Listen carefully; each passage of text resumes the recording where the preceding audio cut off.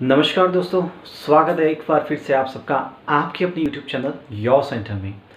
दोस्तों, आज का यह वीडियो हम ग्रहण के ऊपर लेकर आए हैं। जी हाँ, इस वीडियो में हम कोशिश करने वाले हैं कि आपको ग्रहण के बारे में संपूर्ण जानकारी दे सकें। जी हाँ, जिसके बाद इस वीडियो को देखने के बाद आपको ग्रहण के बारे में कहीं और जानकारी लेने जाने की कोई ज़रूरत ही ना बचे।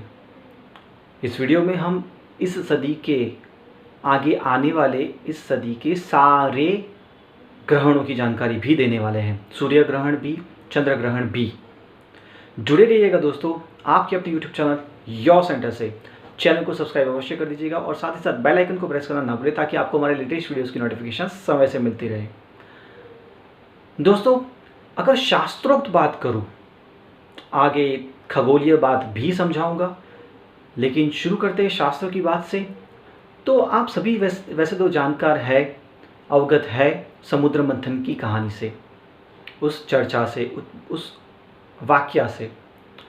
समुद्र मंथन में माना जाता है कि समुद्र मंथन में से अमृत निकला था और अमृत पान सिर्फ देवों को कराने के लिए विष्णु जी ने मोहिनी रूप धारण किया था और उस मोहिनी रूप के ज़रिए उन्होंने सिर्फ देवों को अमृत पान कराने की कोशिश की थी।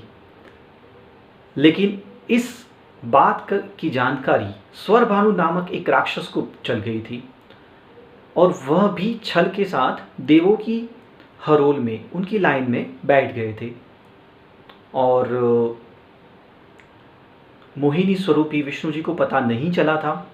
पर हाँ, इस बात की जानकारी सूर्य और चंद्र को लग गई थी और उन्होंने विष्णु जी को इस बात की जानकारी दी। पर जब तक यह जानकारी उन तक पहुंची तब तक वो स्वरभानु राक्षस ने अमृतपान मुख के अंदर कर लिया था और पता चलते ही विष्णु जी ने उनका सिर धड़ से अलग कर दिया। पर क्योंकि अमृतपान कर लिया था उन्होंने, तो उनकी मृत्यु नहीं हुई और सिर और धड़ अलग होने के बावजूद जीवित अवस्था में रहे, जो कि आगे चलकर राहु और केतु स्वरूप में प्रचलित हुए। ऐसी एक मान्यता है, धार्मिक मान्यता है। दोस्तों, अगर सूर्य ग्रहण की बात करूं तो आपको ये चीज़ मैं बताना चाहूँगा कि सूर्य ग्रहण कभी भी अमावस्या के दिन ही लगता है, उसके अलावा कभी भी सूर्य ग्रहण नहीं लग सकता है। और इसके साथ अगर शास्त्रोक्त मान्यता की बात करें तो सूर्य ग्रहण हमेशा केतु की वजह से लगता है।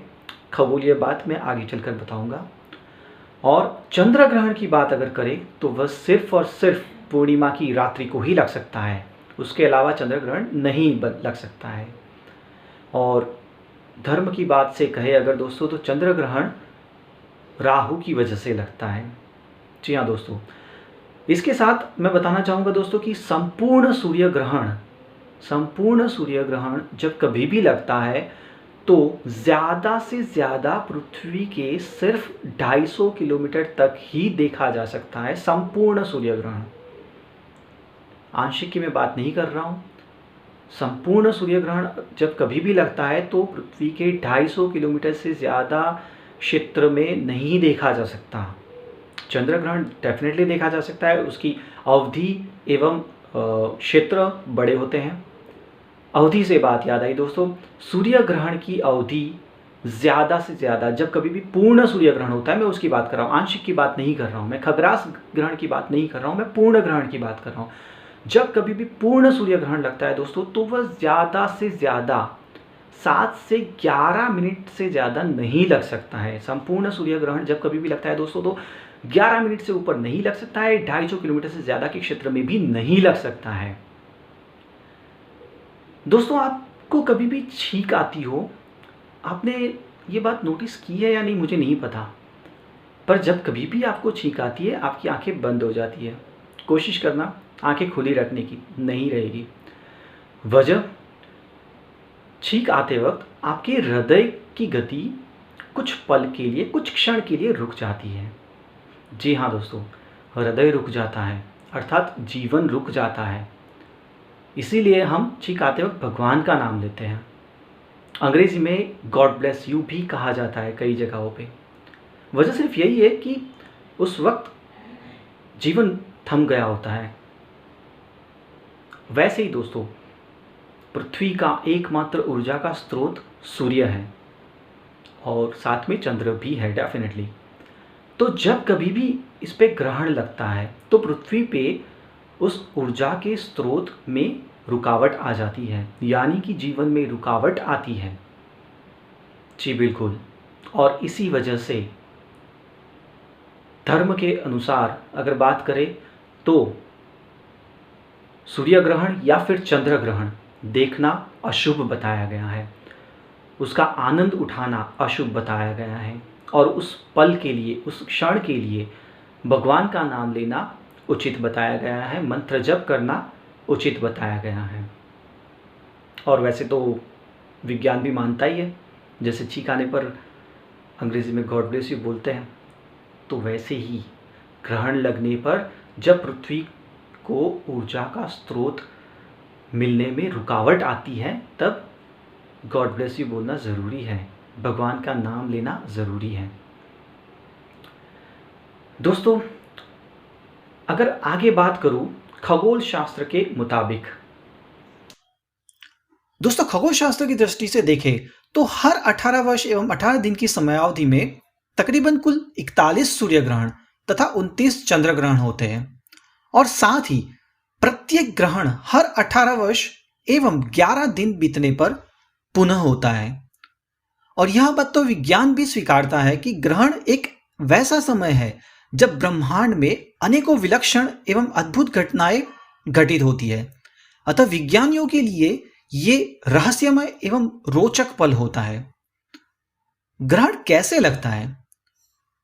दोस्तों, वैज्ञानिक रूप से बात कहूं तो चंद्रमा पृथ्वी के आसपास भ्रमण करता है, पृथ्वी की परिक्रमा करता है। यह बात धर्म एवं विज्ञान दोनों ही मानते हैं। अब जब यह चंद्रमा पृथ्वी और सूर्य के मध्य में आ जाता है तब पृथ्वी से सूर्य पूर्णतः दिखाई न देने की वजह से सूर्य ग्रहण बनता है, क्योंकि तब तीनों ग्रह एक रेखा में होते हैं और चंद्र बीच में होता है। वैसे ही परिक्रमा में चंद्र जब पृथ्वी के पीछे एक रेखा में वैसे आ जाता है जैसे कि पृथ्वी की परछाई से चंद्र ढक जाता है, तो बन जाता है चंद्र ग्रहण। अतः कुल मिलाकर बात करें दोस्तों तो ये तीनों ग्रह जब एक रेखा में आ जाते हैं तब ग्रहण लगता है। अगर चंद्र पृथ्वी के पीछे हो तब चंद्र ग्रहण, और चंद्र सूर्य और पृथ्वी के बीच में हो तब सूर्य ग्रहण बनता है। ग्रहण वैसे तो 3 प्रकार के होते हैं, आंशिक, खंडग्रास और वलयाकार या फिर कंगनाकार और पूर्ण ग्रहण। दोस्तों, आंशिक ग्रहण या फिर खंडग्रास ग्रहण की बात करूं तो जब चंद्रमा या फिर सूर्य का कुछ हिस्सा दिखाई नहीं देता है, कुछ अंश दिखाई नहीं देता है, तो वह हो जाता है आंशिक ग्रहण या फिर खंडग्रास ग्रहण। और वलयाकार या फिर कंगनाकार ग्रहण की अगर बात करें तो जब चंद्रमा का मध्य का हिस्सा दिखाई नहीं देता है, ढक जाता है और सिर्फ उसका एक वलय आकार आकृति जैसा भाग, आउटर कवरिंग दिखाई देता है, तो वह है वलयाकार चंद्र ग्रहण।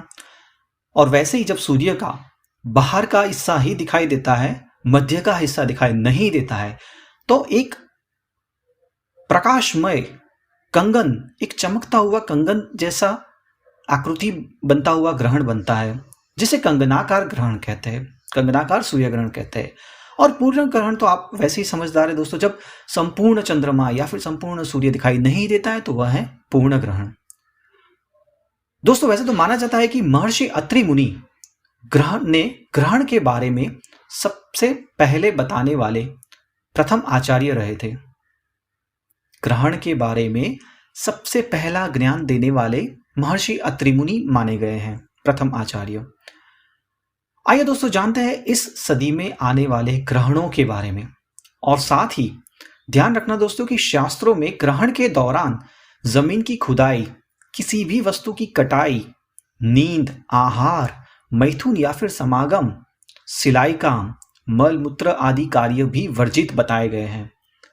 दोस्तों शास्त्रों में तो सूर्य ग्रहण के 4 प्रहर पूर्व यानी कि 12 घंटे पहले तथा चंद्र ग्रहण के 3 प्रहर पूर्व यानी कि 9 घंटे पहले भोजन त्याग करना चाहिए ऐसा बताया हुआ है। हाँ, वृद्ध तथा रोगी एवं बच्चे, गर्भवती महिलाएं 1 प्रहर यानी कि 3 घंटे पूर्व खाना त्याग कर सकते हैं। प्रहर से याद आया दोस्तों, प्रहर, पल, घड़ी, इन सब के बारे में हमने एक अलग से वीडियो बनाया हुआ है जिसकी लिंक हम यहाँ पे डिस्क्रिप्शन बॉक्स में भी दे रहे हैं। देखिएगा जरूर दोस्तों कि प्रहर, पल, घड़ी यानी कि कितना समय होता है। दोस्तों खाना त्याग करने के पीछे की वजह अगर मैं बताऊं तो चंद्र ग्रहण के समय शरीर में कफ प्रकृति बढ़ती है और मन की शक्ति कम होती है, क्षीण होती है। तो दूसरी तरफ जब सूर्य ग्रहण लगता है तो उसकी असर जठराग्नि पर पड़ती है तथा नेत्र की शक्ति पर भी उसकी असर पड़ती है। और इसी वजह से दोस्तों माना जाता है कि गर्भवती स्त्री अगर ग्रहण देखती है तो उसका दुष्प्रभाव होने वाले बच्चे के तन एवं मन पर भी पड़ता है। और तो और दोस्तों शास्त्रों में तो यहां तक बताया कि गर्भवती स्त्री के उदर पे यानी कि पेट पे इस पल दौरान 32 कोटि देवताओं के वास समान गौमाता के गोबर या फिर पवित्र औषधि तुलसी का लेप भी लगा सकते हैं। दोस्तों माना जाता है कि जितनी भी मिनट के लिए ग्रहण लगता है उतने दिवसों तक पृथ्वीवासियों पर, सृष्टि पर उसका असर देखने को मिलता है। दूर्वा या फिर कुश जो कि हम गणेश जी को चढ़ाते हैं उसे इस समय के दौरान अन्न के तथा जल के पात्रों में रखनी चाहिए और ग्रहण की समाप्ति पे उसे उचित जगह पे नष्ट कर देनी चाहिए और पात्रों को अग्नि से स्वच्छ या फिर कहूं तो सैनिटाइज कर लेना चाहिए। और तो और दोस्तों स्नान का भी ग्रहण पश्चात विशेष महत्व बताया गया है। ग्रहण के बाद गाय को घास, पक्षियों को चर्ण तथा दान पुण्य का भी विशेष महत्व है। उम्मीद करते दोस्तों ग्रहण के बारे में आज का यह वीडियो आपको संतुष्टिकारक लगा होगा। अगर यह वीडियो पसंद आया है तो इसे लाइक और अपने प्रियजनों से अवश्य शेयर कीजिएगा। चैनल को सब्सक्राइब नहीं किया है तो प्लीज इसे सब्सक्राइब कर लीजिएगा दोस्तों, और साथ ही साथ बेल आइकन को प्रेस करना ना भूलें ताकि आपको हमारे लेटेस्ट वीडियोस की नोटिफिकेशन समय से मिलती रहे। इसके अलावा दोस्तों ज्योतिष, वास्तु, योगा या डाइट से संबंधित किसी भी समस्या के लिए आप इसमें दिए गए हमारे नंबर पे अवश्य संपर्क कर सकते हैं। जल्दी मिलेंगे दोस्तों, तब तक अपना और अपने परिवार का ध्यान रखना।